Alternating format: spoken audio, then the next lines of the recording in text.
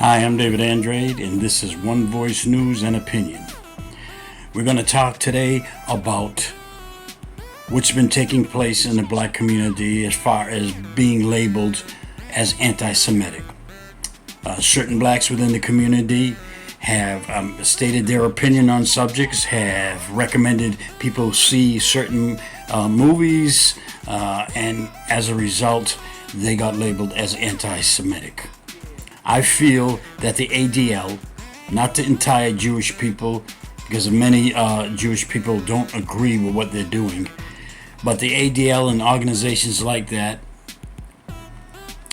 is overusing the term anti-Semitic and misapplying it whenever someone says something that they don't quite agree with. They label them as anti-Semitic to shut them up. And then they use their power and their positions to make the people that they have labeled as anti-Semitic pay a heavy price.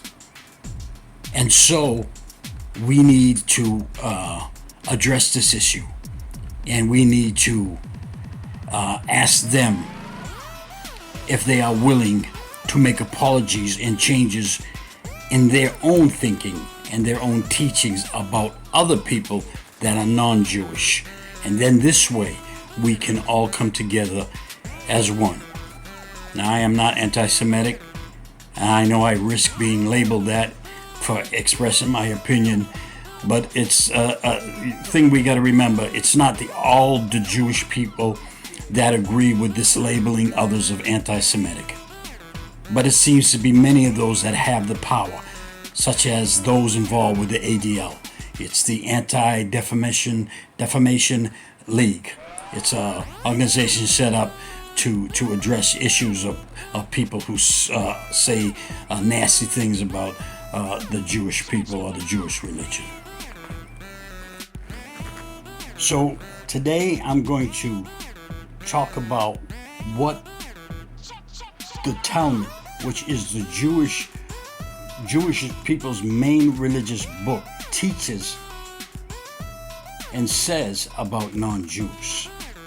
And then I want to explain to the Jews how that may be taken, and that they need to explain these teachings and perhaps make a few apologies. Okay, so let's start it.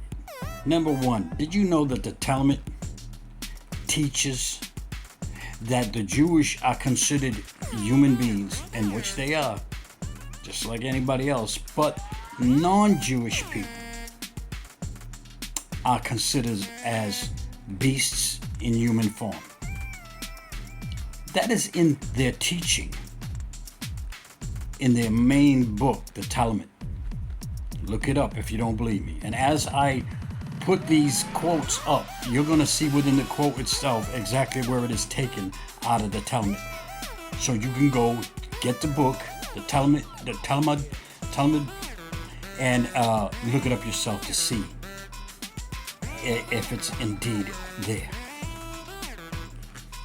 Yes, the Talmud teaches that the Akum, I think that's how you say it, A-K-U-M, which means the non-Jew, is to be considered less than a dog, and that they are in human form while they still are beasts. Now that is taught in the Talmud, which is again the Jewish main religious book. So I would ask the rabbis or anyone else that wants to come forward that represents that teaching to explain that, exactly what they mean by that in their teaching. Now, you all know how we all feel when a member, one of our daughters, granddaughters, or a female in our family is pregnant, and how everyone is looking forward to the birth of that child and how precious it would be to us. Well, the Talmud teaches that a pregnant woman who is not a Jew is no better than an animal that's pregnant. Now, I'm not saying that to make you dislike Jews. I'm saying that because that's what is taught in the Talmud. And they need to explain what that means. Why do they say that? Why is it written in such a way? Because I would look at that as a non-Jew and find that very hurtful. So again, we need answers. And again, we invite the Jewish rabbis or anyone else that wants to represent the Jewish faith to come in and give an explanation. Because I'm sure that most Jewish people, hopefully all of them, don't feel that way. So why is that in the Talmud being taught?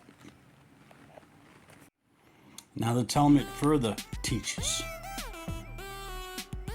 that the souls of non-Jewish people come out from unclean spirits, and that though the non-Jewish people have the same body structure as the Jew, they are still not considered human beings. They are still considered to be as beasts in human form.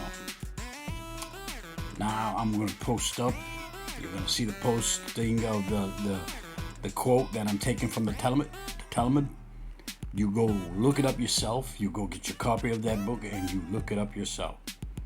And so again, as I bring these things out, I'm asking the Jewish rabbis, the teachers of these teachings that I'm putting out there, those that believe those teachings and espouse those teachings, to give us an answer as to what they mean. What is the actual meaning? Am I seeing it wrong?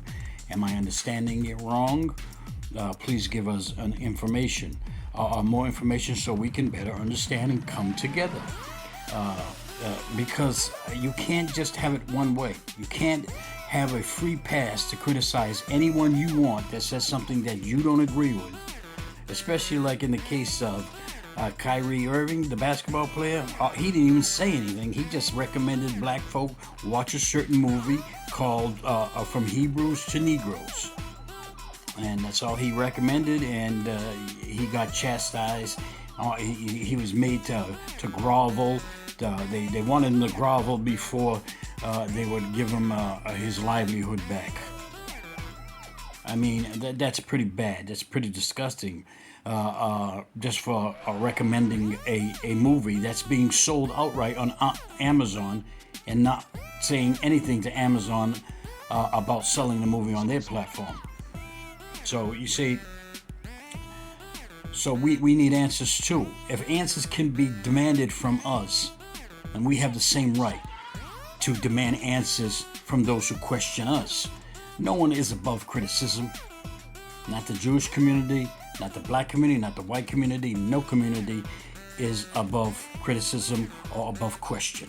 And especially a community that questions others and makes accusations against others.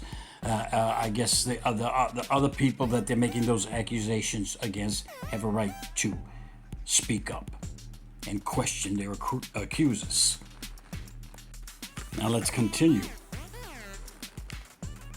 Now, another teaching of the Talmud, the Jewish religious book, the main book of theirs, teaches that for a Jew to have sexual intercourse, a relationship with a non-Jew, is like having relationship with an animal.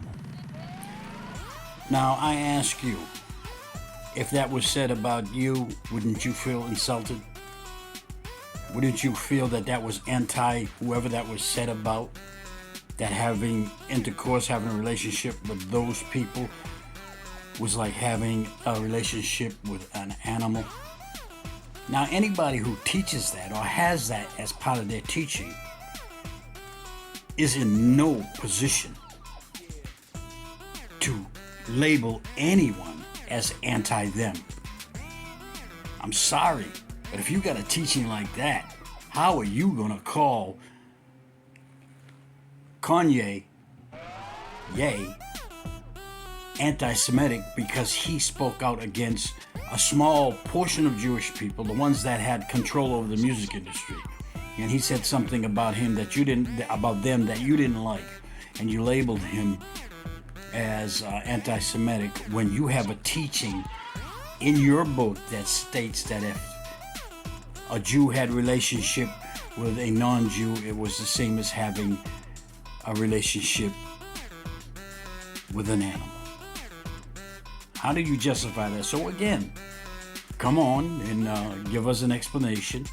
You got room down there to comment. You can comment, and we can take it from there. Maybe we come to a better understanding of what you meant by those words, what those teachings mean, and again, we can come closer and come together. Just as you guys are making Kyrie Irving, the basketball player, jump through hoops before you'll accept him back in good graces. Okay, we want to see you at least answer a few questions to explain the teachings from your own book. You should not have a problem with that.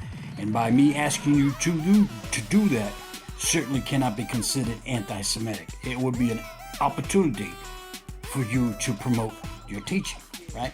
Okay, let's continue. The book teaches that all Christians should be put to death because they don't believe the Torah. And to make matters worse, the book says that Jesus Christ of the Bible is in hell right now, burning in a lake of shit. I ain't gonna try to whitewash that for you because that's what it says. It doesn't use the word shit, but it uses excrement. Same thing, it means the same thing, but I want you to get the full load of what it says. He's there burning in a lake of shit for all eternity. Okay? And that's what this book teaches. Now, why isn't that considered anti-Christian? Huh?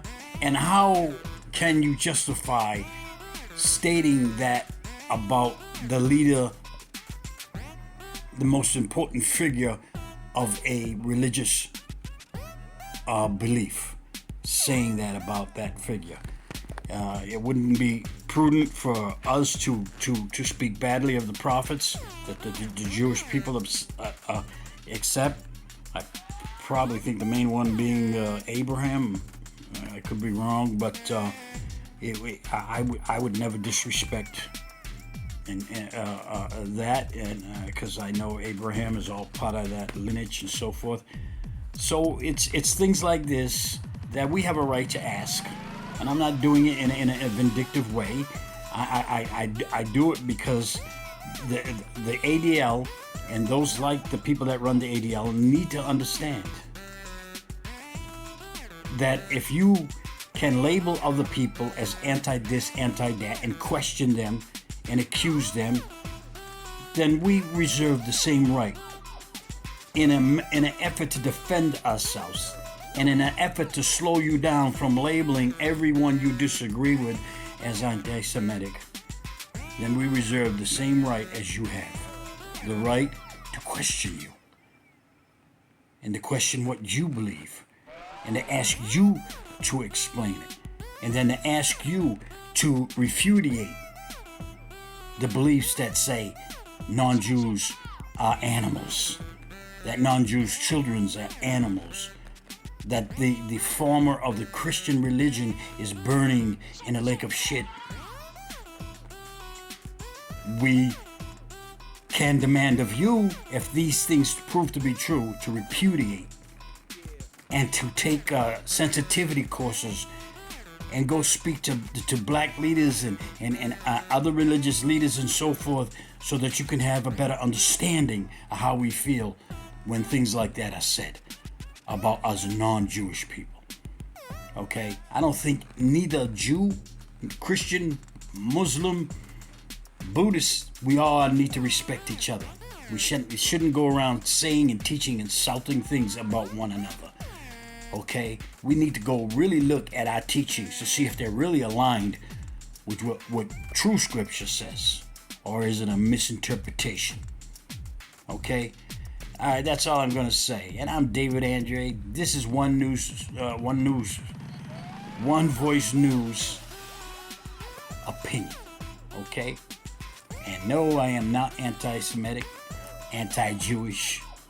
I think the Jewish religion is a noble religion, one of the great religions of the world. And so I'm certainly not anti that. But they're not beyond question. No one is.